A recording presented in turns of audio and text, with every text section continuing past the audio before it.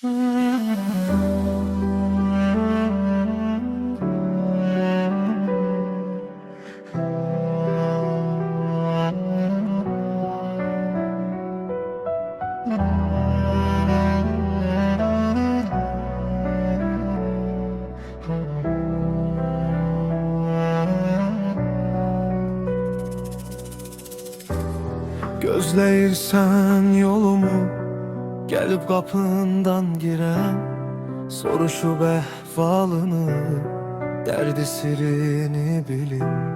Gözləyirsən yolumu, gəlib qapından girən, soruşub əhvalını, dərdi sirini bilim. İndi məni gözləmə, kölgəmi də izləmə, günahından keçmərəm mən, çox dəymisən qəlbimə.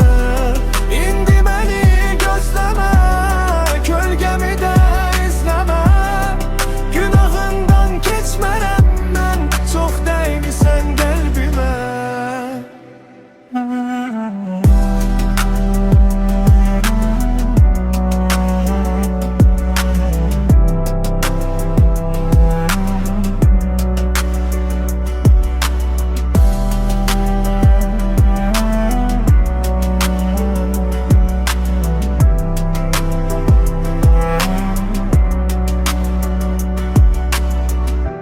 Məndən incimə indi, ürəyim dolub indi.